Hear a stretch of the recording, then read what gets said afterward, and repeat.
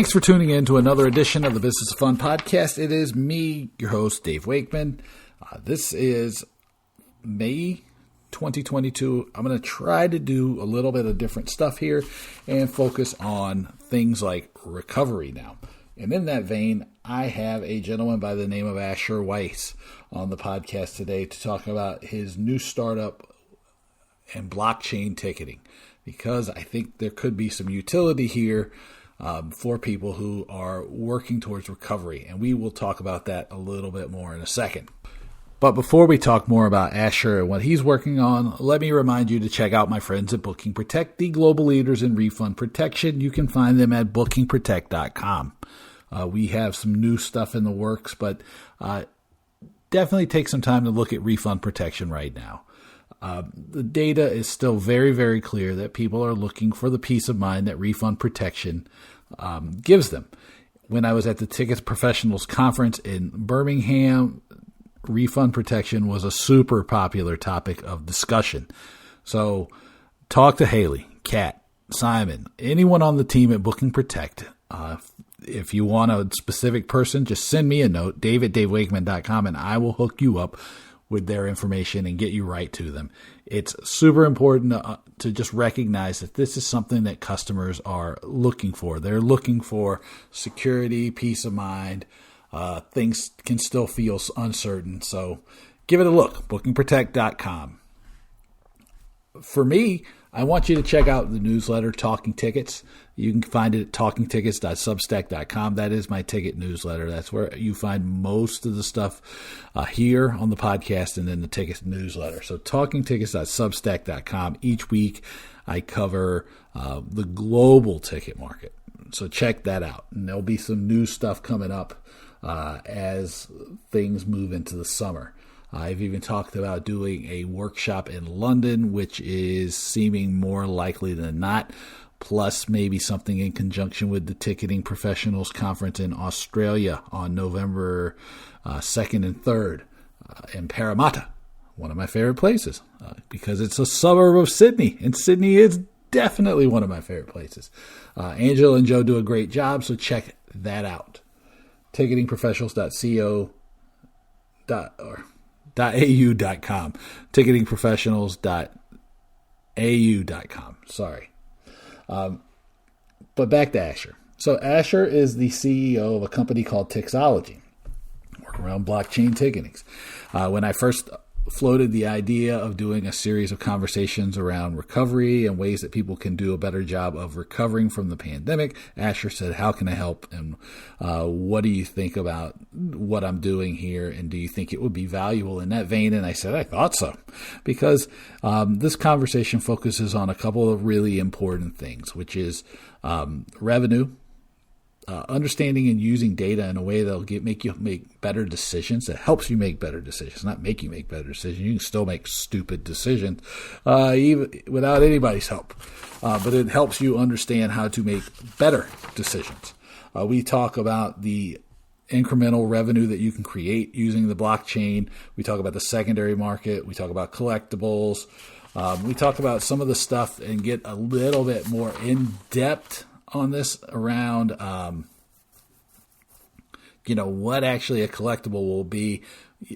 And the thing I like about it is Asher felt comfortable helping frame it as a strategy versus tactical decision. We talk about pricing, the NBA, the chain of custody, which is a fairly common idea that people understand blockchain and NFTs through.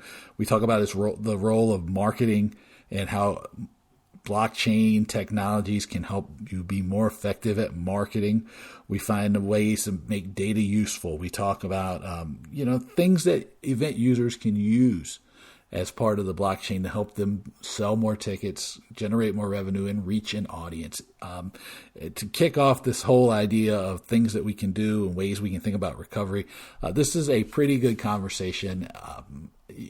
I find that Asher has a way of talking about the blockchain that makes me not roll my eyes, and go, oh, I can't believe it. So this is an interesting conversation. I'll be curious what all of you take from this on the Business of Fun.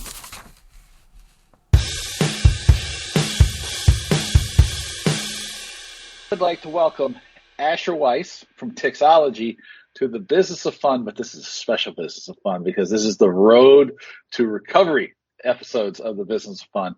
So the whole thing we're going to talk about is like how people can now recover. I don't know if the pandemic's over because we were talking about my battle with the COVID just now, but hopefully as people have a little more stability, there's things they can move forward because I think there's going to be changes. And so thank you. You were like the very first person to volunteer to be a part of, to help in any way. So I'm thankful for you for the offers. I'm thankful for you for being here. I think we're going to have fun. I think this is going to be great. And you're going to teach me exactly why blockchain and NFTs matter. Yes. So how's it going, man? Yeah, it's going great. Thanks a lot, Dave, for having me. Really appreciate it. We've talked a little bit about this before, but excited to dive deeper into it today and share a little bit more about why we feel that blockchain ticketing is really the future of ticketing. Right. But the difference is like what we talked about before. It was friendly Dave. Now this is like Dave in the big chair. He's the scary Dave. Which of course exactly. No one buys that. No one buys it at all. I'm ready for it. That's good. All right. So we're gonna talk about the blockchain, and I have a couple things that I'm curious about. But number one, I think, is why does this make sense now, right? Because we've had a pandemic that has disrupted people's lives for almost 2.5 years by the time they're going to hear this episode. In some cases, in some places, people are coming back, in other places they're not. There's technology available, but people haven't had a lot of money coming in, if any. Why should they be considering this now? Should this be a priority, and why will it be helpful for helping people recover? Totally. Yeah. Great question. I think, there's a few different things going on here. I think the pandemic obviously hit the entertainment and sports and, ticketing world pretty hard in general, but, also gave people a big opportunity to kind of take a look at their ticketing and say, is this the right fit for us? And is this really, everything we can possibly doing to help both our business and also help our customers at the end of the day. Right. So, when you look at it from that angle and start to think through where are the opportunities for growth here, there's some obvious ones we can start to talk about in terms of blockchain ticketing. I think the biggest one and the hottest one is obviously revenue, right? And finding ways to generate incremental revenue in these areas where like you said, a lot of people got hit really hard. So starting there and finding ways to help people kind of tap into the secondary market, a collectibles market, which is entirely new space, and we can talk more about that too. But also just taking more control over that ticketing experience from start to finish, and creating something that is both fully integrated and customized to align with the event and the brand, but also just makes the customers' lives a lot easier and makes it easier for them to really trust that the tickets they're buying are real and priced fairly and are going to get them into the event that they plan to get into. So there's a whole lot going on there, but in terms of why now, I think it's just a great opportunity coming out of this pandemic to start to really chip away at some of those pain points in ticketing that have been around for so long. Okay, there's a lot to unpack here. All right, which is good. It's good. This makes recovery and the conversation good. But I'm curious. I'm sort of trying to figure out where to start. And I think maybe let's start with the idea of incremental revenue, because that's where you started. And so one thing I try to do a lot more, and I think it's become more helpful, more useful, that I recognize this now, is when you talk about incremental revenue, because you talk about the secondary collectibles, control, what are some of the incremental revenue streams that you see or that you use or that you tell people about right away? Because famously or infamously, I think probably even better, at Intix one time somebody goes, well, we're stuck with the same six revenue streams. And I said, if that's your opinion and that's the way you approach your job, you should go look for a new job. And it came off much ruder than I wanted to, but now I have embraced that I was being a bit of an asshole. So like, let's talk about what incremental revenue looks like using this kind of technology. And I think maybe it might even be helpful of how you approach incremental revenue with your partners, because I think probably where we both are going to come down is that like it does open up all these new opportunities, and I want to see what the creative process is when you walk people through. Totally. Yeah. So I think that's, the exciting thing about, what we're hoping to do in the space is that, like you said, there is so much that can be done with this technology and especially with what we're building as well. But we want to really empower our customers and empower the venues and event producers and teams that we're working with, to use the technology and use our tech, how they see fit and in line with their brand. So it starts with, like you said, kind of some of the more obvious, incremental revenue sources, right, around tapping into the secondary market and making sure that any sales that happen after that primary sale, are tracked and revenue is collected there, which is something that a lot of ticketing providers have tried to solve for, but ultimately it's never going to be entirely possible without blockchain technology. And so making sure that you're capturing revenue from all those sales. There's the collectibles piece, right, and the fact that in our case the ticket itself is an NFT, and so after the event, it continues to live on in people's wallets in a way where they can continue to either keep it as a collectible or sell it in the future, right, and potentially start to recoup some of their investment from going to the show, but also again gives another opportunity for the event producer to continue to make revenue off the ticket even after the show ends. But then there's some other kind of like less obvious incremental revenue pieces, like you said, Dave, and I think partnerships, for example, sponsorships and partnerships, I think is an incredible opportunity here. To dive into that a little bit deeper, blockchain technology really facilitates easy asset verification, tracking, and control over the asset itself. And so, event producers can now know who owns the ticket at any point in time, and start to capture incredible insights into those ticket holders, whether that's just the events they attend, where they sit at those events, but even taking it a step further into their purchase decisions and merchandise and food and beverage decisions at those events. And it starts to unlock some really incredible opportunities to target those customers based on their event history and those purchases at those events. And so I honestly look at, I've had some good conversations on the partnership side of things in the sports world as well. And there's so much opportunity there to take those data points and create really incredible, and immersive partnership experiences, based on that data, right? Whether that's test driving a car because, you are constantly, going to the game and sitting in a lower level seat, right? Maybe a premium car dealership is now, interested in kind of that subsection of people, or maybe, pre-surfacing offers for food and beverage if you've bought food at previous games. All kinds of things like that I think are incredible opportunities and could start to generate new revenue sources for event producers. Okay, let me ask you this. This is, I guess, it kind of builds off of all this so far.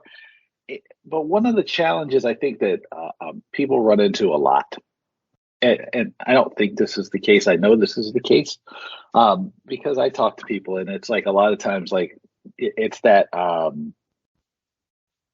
it's figuring out how to be creative. Is I guess the best way of putting it. And how do you help people? Because this is new technology, right? So the number one, you're getting people to adapt to new technology, and change is something that can be challenging for organizations and people in the best of times, because I mean, frankly, in too many instances, people are there's a bias towards the status quo, and the new technology or the new idea or the new solution has to prove its worth before it's tried, as opposed to like being given the benefit of the doubt. Yes. How do you help people become more creative? Because I don't disagree with you about the food and beverage or like the car things or like, tracking data and everything else.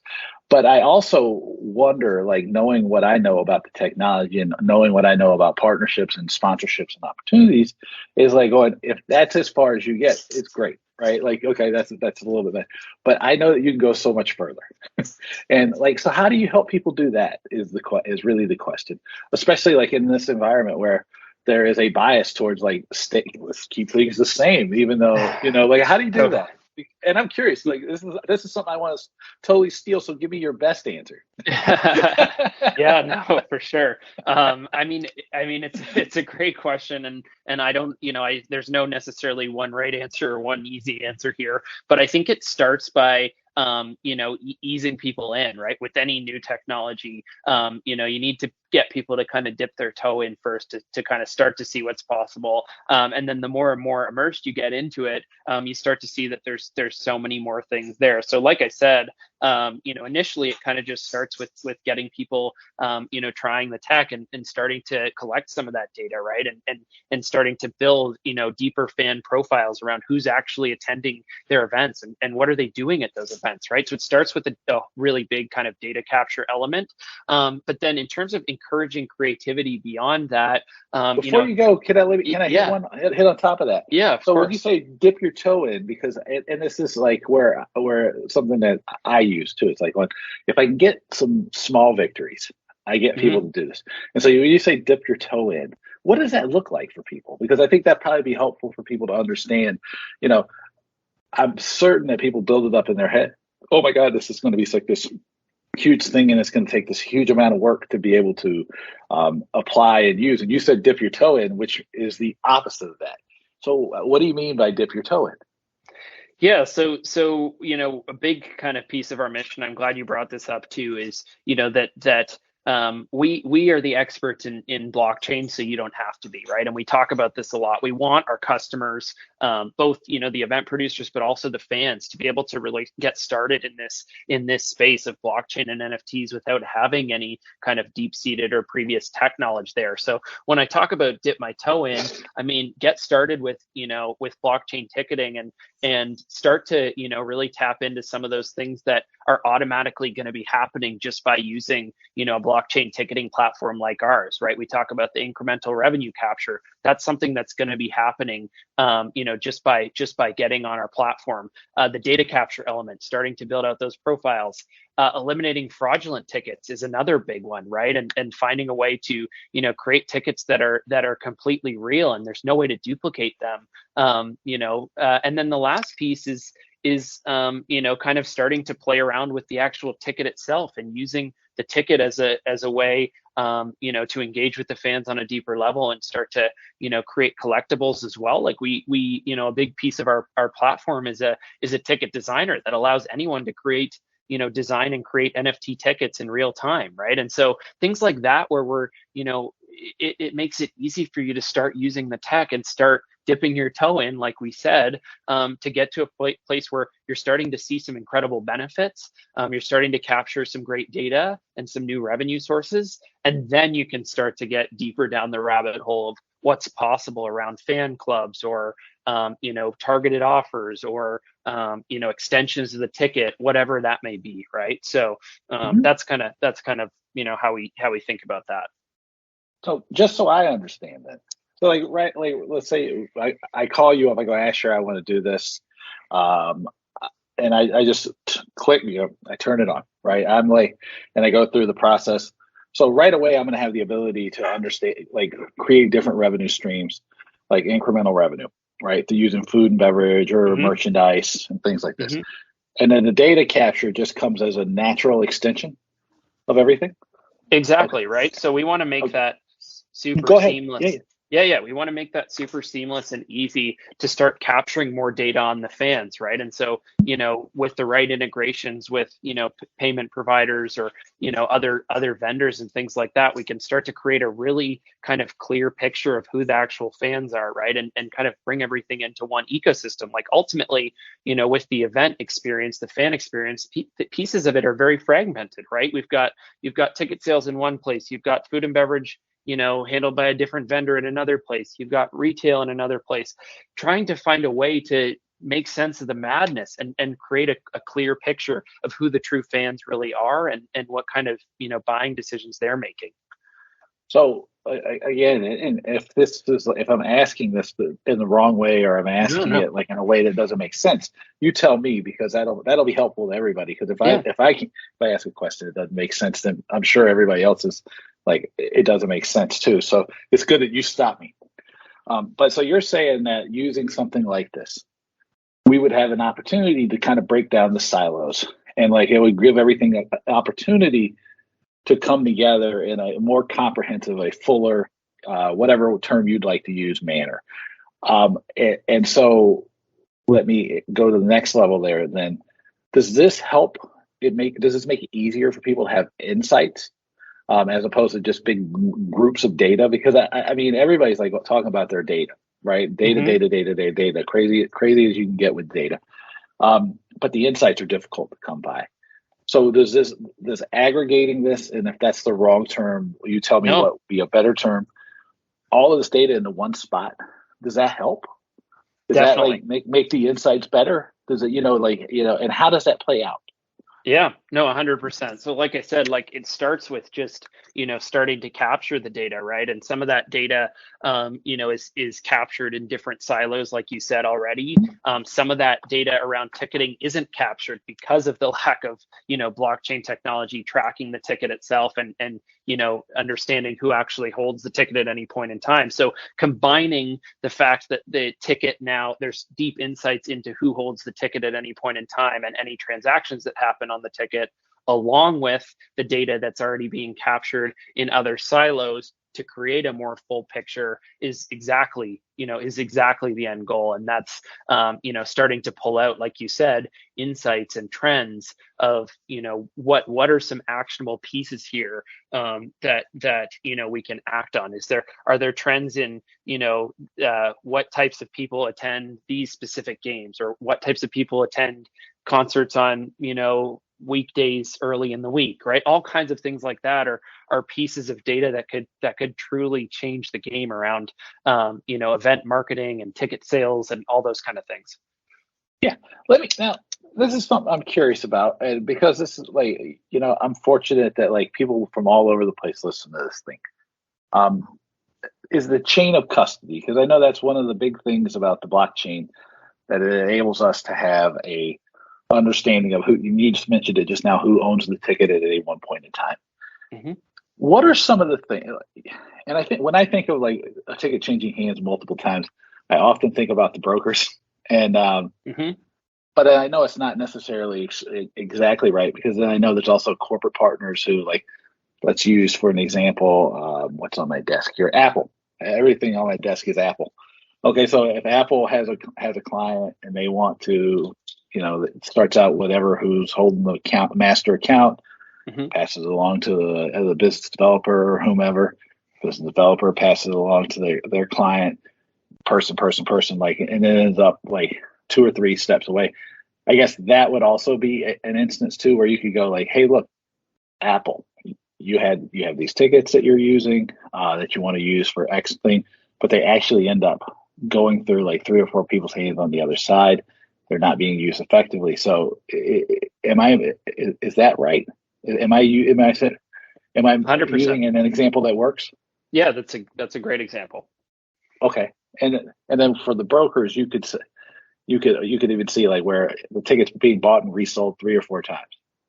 And then that could tell you, and this is where I'll really need your help here, is, like if a broker is reselling 2 or 3 times, I guess that can tell you either like how to stagger your on sales, or how to, what are some of the scenarios that information is? Because you're shaking, you're nodding your head, but we won't use video. So at least for an audience of one, that's totally. great move. there's a couple, really interesting things here. I think, just to give one example that I think, again, is can kind of start start to share some insights on where some of the value is here. But if you look at an NBA season, for example, right, and a team looking to sell, the inventory for those 41 home games, right, that they're having each year, there's always going to be some games that are notoriously hard to sell, right, or notoriously hard to attend, and there's also going to be games where their season ticket holders are considered at risk if they're not attending those games, right? And so being able to dive deeper into a season ticket holder's account, for example, and see which events they're actually attending versus what tickets are being passed on or resold or put somewhere else can be extremely valuable in terms of retaining those members and those people who are at risk if they're not attending those games, right? So taking those insights and using that to reach out to those people and say, hey, we noticed you haven't been actually using your tickets. Is there anything we can do differently? Is there anything you're looking for?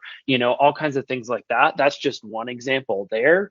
But there's other insights on the other side, right? Even around pricing, right? And how you think about pricing your tickets. And like you said, exactly, right? Having now if you suddenly have this data that there's all this activity a week before the event, or there's this activity the day before the event, or here are the price trends that are happening leading, the week leading up to, as an event producer, you can start to, or a broker, you can start to think about pricing your inventory based on those, real life trends in the market. And I think that's another thing where it's just been hard to identify those trends or identify those key insights that can then actually be put into place and affect pricing. So that's just an example on the pricing side, and then also an example on just the engagement side and making sure that the people who really you want them attending the events, you want them engaged on the data side as well, right?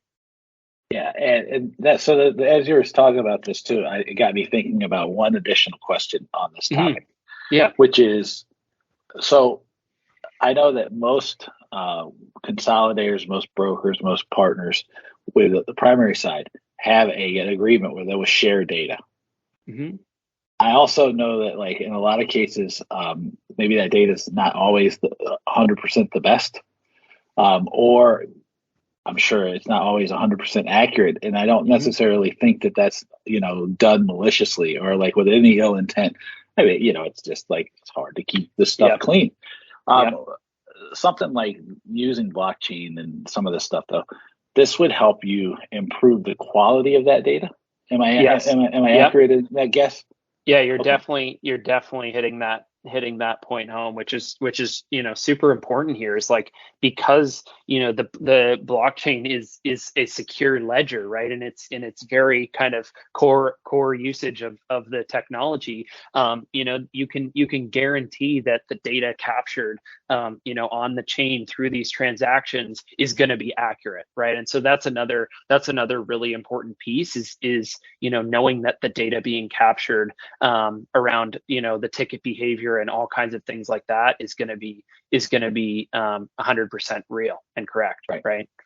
And how easy is it to run reports and to get at and just like to access and use this data? Because that's also something I know that, like, just a lot of times when I'm working with somebody and we have to run reports, or we have to get reports, sometimes it's like hard to pull the thing together. It's because you're pulling. I mean, part of it I think is, from what you've told me, is like, because it's pulling stuff together just naturally, it makes it easier to pull the reports. So I think part of that is, but how easy is something like this to use and make the data and like reports just more useful for people? Yeah, for sure. So, that's something that, as we get further into things and onboard more customers, we want to work with our customers on that, right? To identify, like, what are the really valuable pieces here of information that we can help you pull out. Right now, it like I said, it really just starts with starting to collect accurate data, right? And starting to really build out these fan profiles and the data that's actually being collected on people, and then eventually can unlock all kinds of things. So initially that starts with you can kind of use the data however you'd like, but then as we continue to work with our customers, right, finding what are the really key areas we can help them hit home on, right? What are the trends that we can help them pull out from that data? Those are all things we want to be, we want to help our partners with, and we know we can. We want to make sure that the stuff we're building and the trends and insights that we're offering are of value to the people using our tech, right? So it's a bit of a chicken and an egg problem, right? But making sure that we're working with our partners to help them pull out the data that's important to them and meaningful to them, right? Right. Oh yeah. No, to me it sounds like this.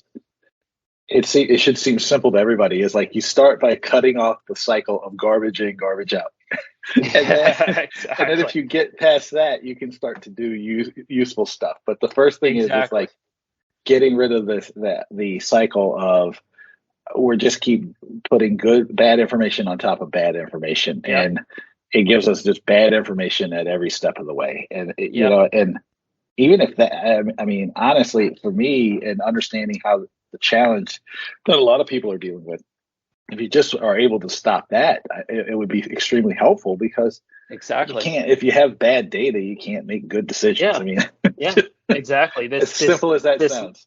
This leaky bucket idea, right? Where there's just, like you said, there's just, inaccurate data, and it just builds on top of each other. And, you don't really know who your actual ticket holders are. You only know who bought the ticket initially. And, finding ways, like you said, it really does start with, not to oversimplify it, but, it really does start with just starting to do it right and starting to capture data that is accurate and build from there, right? And you'll continue to build out more and more fruitful, kind of segments of data, starting there. Yeah, I see. I'm only laughing because I actually think, like, if you make it simple, you make it easier for people to buy in. So I'm laughing because I'm like, oh no, we make it simple as you want to, man. Yeah, there we go. So simple, it's totally fine. All right, so now we talked about everybody, we've talked about mostly the technology from the side of the team and from like our side.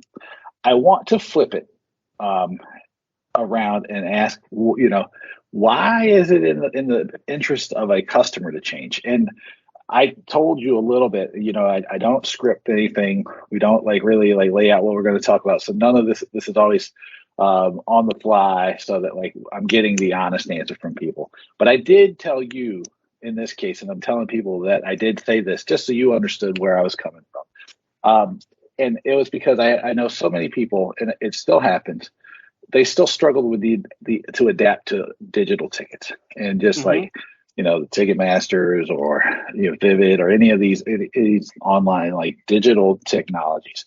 I know that the pandemic has accelerated certain things, but I still wonder, how do you make the sale to a customer to make it seem valuable to them? Because so much of it always seems like there's a heavy burden of work and complication and friction that's laid at the feet of the customer. Yeah. And I know just it can be frustrating for people. It can be it can probably cost people sales. Right. Mm-hmm. It can just be, and people can also feel like it's intrusive, because let's be honest, in sports and concerts, this is mainly a sports thing, I think, as much as anything, have not used the data well, right? They've gotten data, they've gotten access to people's inboxes, whatever it is, and they spam you. I mean, there's no two ways about it. But basically, a lot of what happens with these offers and these partnerships and these things, it's a spam tool for people's inboxes. So from a customer standpoint, why? Why should I even be considering this? Because there's so many other options for entertainment. You're imposing this on me, and if I don't like it, why should I feel comfortable with it? Totally. And so just to, take a quick step back for a second. So, when we talk about the software that we're building and our offering, our kind of direct customers are the event producers and the venues and the teams, right? We want to give them control over the ticketing experience, create an integrated experience there. But ultimately, yes, the fans do need to benefit here, and the fans do need to be kept in mind when designing a ticket buying experience, and all of this kind of stuff, which they're kind of the group that kind of feels left out of this experience, right? And they feel like for years it's been a spot of like you said, frustration and pain, and it's very difficult to go through this process. They're not getting the support they need. It's not as seamless, and honestly, it takes away from a lot of the fun and a lot of the excitement around the experience itself, right? And that's another big thing that we want to help bring back, is like, events are fun. They're experiences. They're things that are supposed to be immersive and exciting, and you gather with your friends, or you go you meet with new fans of a similar band or whatever it may be, right? You're immersed in an experience. And so that for whatever reason, ticketing has been excluded from that, right? In a sense that it's not immersive. It just becomes something you have to do to get there. We want to change that whole mindset. So just kind of high level there, but diving deeper into actually the fan benefits specifically, it comes down to a few main things in my opinion. One is just the ease of use and creating a more seamless and simple ticket buying experience, right? So anyone, regardless of their age or location or technological experience, that can be an easy and seamless, not painful experience for them. The second piece is knowing that the tickets you're buying are completely real. I think we've all had experiences like that. I know I have personally, where I've showed up to scan in my ticket and was told that it wasn't a real ticket, or that someone had already scanned it in. So knowing that the actual ticket is real and not having to worry about that. And then the last piece is creating ways for fans to engage with their favorite brands on a deeper level, whether that's their favorite sports team, their favorite musician, whoever that may be, but making them feel like they're a part of something, they're a part of a movement, they're a part of a brand that cares about them, and they care about that brand. And so those are, when we talk about the benefits for the fan, it is that it's easier to buy tickets. It's knowing that when you buy your ticket, that you're getting something real, that it's going to get you into the actual show. And then in terms of the engagement piece, it's, yes, you're getting this cool collectible ticket of the event you went to, but you're also getting potential opportunities to engage with, those producers or those, bands or those teams on a deeper level as well, right? And we didn't dive too far into the kind of fan engagement side of things, but that could be, rewarding fans for the, events they've attended in the past, or their purchase behavior at those events, or, their social media engagement with the event producer. All types of things like that are currently missing. So finding a way to create a deeper connection between the fans and the actual event producers. Okay, so I'll start with the number 3 here first, which is to engage with the brands and the teams and the artists on a different level. Mm-hmm.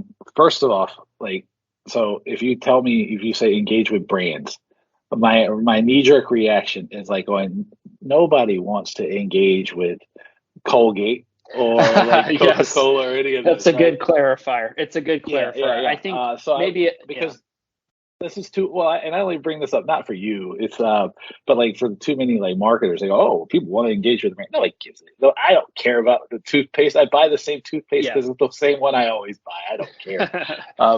But if it comes to engaging with teams and bands and artists much more relevantly or consistently or meaningfully, then that seems interesting. And then what you talked about was like some of the buying patterns and some of the habits that people have. So you're saying in a way it makes it easier to provide, like I was talking to a guy from an MLS club, that does in charge of revenue at an MLS club over the weekend. And we were talking about like doing something that would specifically be for season ticket holders that weren't in premium seats, that we could offer some kind of happy hour benefit to them. in a way that would allow them to come in early, to experience the stadium earlier. That would alleviate some of that stress of having to rush in. So that makes it easier, right? Because the promise is always like going, what is it? Now I'm like, what, near field? What is it? Near field? NFC, right? Yeah, near field, right? Something like that. I mean, it works sometimes. It doesn't work all the time, right? So so this is something that and again, tell me if I'm wrong, would enable you to use something like that, like the promise of that, but use it more effectively, right? Because you're going to have better technology, a better data set, better ability to segment that data and understand it and apply it in a meaningful manner. Exactly. Is that fair? Okay, yeah, perfect. No, 100%. that's See, I'm not as like bad at this technology as I let on. I think I might be faking it most of the time. All right, so then you talked about number 2 is knowing the tickets are real. How much of that is I guess I want to, I'm kind of curious because if you're in the business, you talk about it all the time. But regular ticket buyers, they only talk about it almost never. And then, and it only comes up if it ever happens. And while anytime it happens, it's bad and it's wrong from my point of view. Is that something that's really going to make a difference for people? Like when they're, adapting this technology? Yeah, I would argue, 100%. And while you're right, maybe it's not something that the buyer is thinking about at all hours of the night, like, keeping them up at night as they think about what concerts they're attending. Oh, I don't know. But really at the same time, like all it takes is that one bad experience to really sour your mouth on something, right? So for me, I'll give you an example, right? I'm originally born and raised in Toronto. I spent some time down in Orlando working for the Orlando Magic. I'm a big hockey fan. The Leafs came to town. They were visiting the Tampa Bay Lightning. A friend flew in from Toronto to see the game. If anyone listening knows anything about Toronto hockey tickets, they're really expensive and really hard to get in the building. So a chance to watch them in Tampa is a great opportunity. And so we bought tickets on a secondary marketplace. I'll leave them unnamed for the sake of this. We bought tickets on a major secondary marketplace. We show up at the door and we go to scan in, and we're told that the tickets have already been scanned in, and we're left with an hour and a half drive each way. My buddies come all the way in from Toronto for this game, and we're left sitting there at the door. It's a sold out game. We don't have any recourse with the actual team because we didn't buy the ticket from them. We bought it from a secondary marketplace, and we're stuck out there, right? And we missed what turned out to be an incredible game. And so that just one experience like that, talking with consumers, ticket buyers, friends, family, most people have had at least one experience and enough to think twice in future about where they're buying their tickets from, how last minute they're buying their tickets, how good a price might seem based on market data, all kinds of things like that. But ultimately, creating a way for people to feel really comfortable that when they buy the ticket, they're not going to have to worry about that. And what better way to do that than to buy the ticket directly from the event producer and whose event you're actually going to. Right. Okay, I'll buy that. And you also, I also like the way you take the questions with the spirit they're meant. So I think it's good. Yes. I say so. The ease of use. The final one here is the ease of use. And how easy is it? Because I think everybody go, oh, this technology is so easy. So easy your grandmother can use it. And, is that true? Because we were talking about it from the point of view of the customer. Maybe it's easy for you and me, right? Because you're definitely technologically savvy, and I pretend to not be. So Dave, you are. I'm at least not completely awful. But how easy is it to use? Yeah. So from the fan side, from both sides, it's extremely easy, right? And that's a big part of our goal as we, continue to build out our product and make changes there, is making it super easy to set up an event as an event producer and, add your inventory, design your ticket, right? Which is something that hasn't even been, offered functionality in many cases, right? Or any cases, giving event producers that full control over the event creation, what the event page looks like, what the ticket looks like, and just making their lives easier instead of having to do, super complex manual entry, being able to price live time on a venue map, live in real time on a venue map, right? Things like that could make a huge difference. And then on the fan side, making it super easy as well, right? And that's like one thing that's really exciting is some people hear, this NFT buzzword. It's obviously been thrown around a lot recently, right? And think, how the blank do I, buy an NFT, right? Like how do I do that, right? And in most cases, from what we've seen, you have to have a crypto wallet set up. You have to have some Ethereum or Bitcoin to purchase. You need to go to a special site, whether it's OpenSea or another place to kind of buy that NFT. In our case, we feel like these NFT tickets can be a really nice entry point into the NFT world for people who don't have any of that knowledge, and don't want to go through that complicated process, because now just by buying a ticket, and they're buying it directly from the event producer that's putting on the event, they're getting an NFT ticket. And so it's an easier experience of buying a ticket even without the NFT blockchain piece. But then it's also an easy way to get an NFT, for those who might not understand, or haven't had that opportunity to buy one elsewhere. Okay, so so I've got this, make sure I have this right. So it's easier just in general, but then it's also an added benefit. It's like you also feel cool because you're able to experience cryptocurrency and NFT without all the trouble of all this like wallet and Gary Vaynerchuk jumping up and down on his chair on Oprah telling people how you got to crush it with cryptocurrency or you're a loser.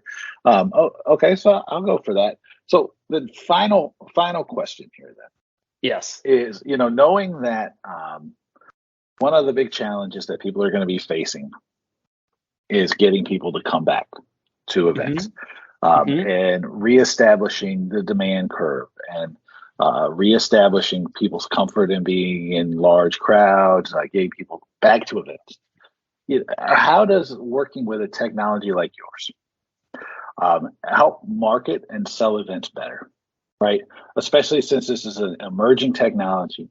It's a kind of a new idea for people. You have said that the data that you're going to get will create just better data samples and data sets for people. But knowing we're starting from the point we're starting at now, how can you help somebody now? And how will it help people market and sell immediately before they start gaining any of these benefits? Totally. Yeah, 100%. I think, one of the biggest things, and I think it's a good place to start is just this concept of, not treating the ticketing experience like a completely separate, process that just gets you into an event, but instead, making it really a part of the experience and bringing people in, creating something immersive, where ticketing, when you buy your ticket to an event, that feels like the start of the event, right? That feels like the start of the experience, not just something there you go through this painful process and then you have your ticket and you wait weeks to attend, but that, it starts to be exciting, right? So even it makes me think of just, kind of related piece, but I think in your last newsletter, right, you talked about no-show rates and the fact that, there's a real issue, right, with people buying their ticket and then not actually showing up, or just, just all these empty seats, even if the event has sold well. People have concerns, right? People are like, is it worth the risk? Whatever it may be. But ultimately, one of the cool pieces with, this kind of technology is like I said, starting to create that immersive experience when you buy the ticket, and then starting to engage with those ticket holders as soon as they've made that purchase, right? And so you can even use the ticket itself to do that kind of engagement, right? And start to offer maybe, little show teasers, or maybe a, preview of a set list if it's a concert, or, allowing them to pre-order food and beverage or retail through the ticket, right, leading up to the event, creating ways to get people engaged and excited about the event before it even starts, right? And so, starting that engagement cycle, starting that experience earlier, and getting people excited so they do show up when the time comes. And then the other piece is really around, goes back to the collectibles element, right? And providing something of value beyond just a barcode ticket that gets you into the building.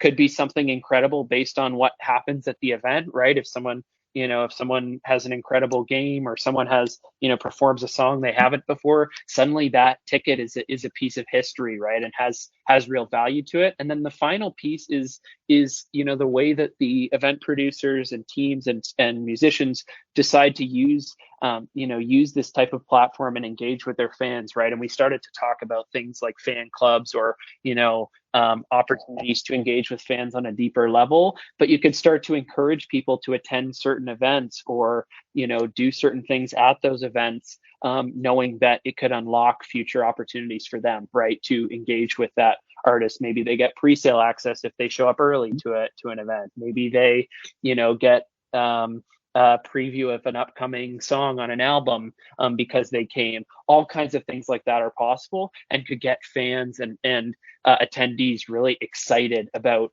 going to events and being there live, right? And the types of things that could unlock for them in the future as well. So if I had to boil it down to like a simple statement, then something like Tixology, working with you now would give your organization a chance to turn the ticketing aspect into just part of a larger experience, and it would recognize the totality of the experience. That the experience doesn't start when you get to the building on the night of the show, and it doesn't end when you leave at the end of the night. It's ongoing.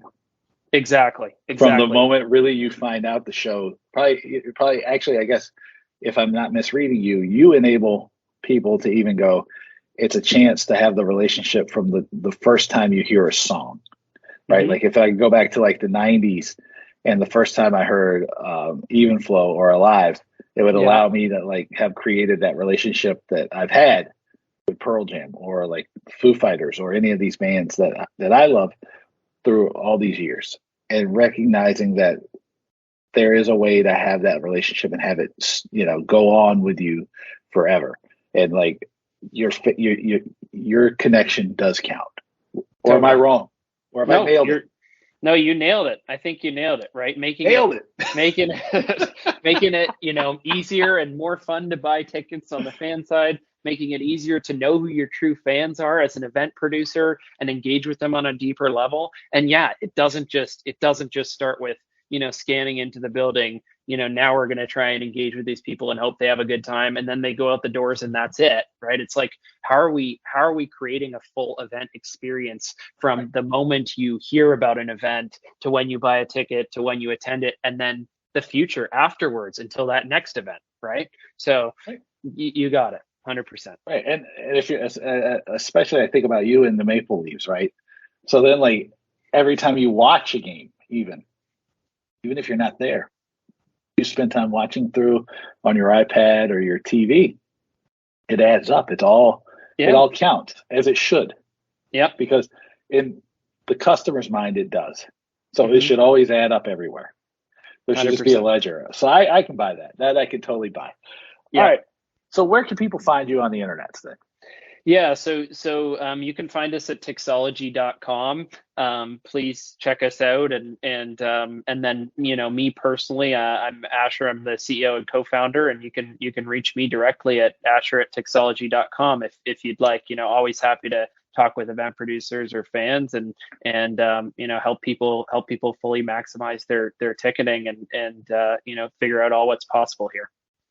Awesome, man. Well, thank you so much for doing this. Awesome. Thank you, Dave. Appreciate it. Let me know what you thought about my conversation with Asher Weiss. Send me an email. It is my name, dave@davewakeman.com. Let me tell you how you can find me. You can hit me up on my website. It's davewakeman.com. You can find me on the social medias at LinkedIn. You search for Dave Wakeman. I should pop up. You see that big head. Even though I'm sporting a beard currently, you'll get the smiling, cleanly shaved Dave. You can follow me on the Twitter. I'm at Dave_Wakeman. I'm still working on getting all one word Dave Wakeman, but we march forward. Make sure you check out the Talking Tickets newsletter, talkingtickets.substack.com. That is my weekly ticket newsletter. It talks about the world of tickets with analysis. We talk about technology. We talk about marketing, strategy, how to do things, profiles, all kinds of stuff from all over the world. It is global in perspective, and hopefully it is useful because enough people subscribe and read. But I'm always happy to have more, so check it out, talkingtickets.substack.com. Make sure you check out my friends at Booking Protect, the global leaders in refund protection. You can find them at bookingprotect.com.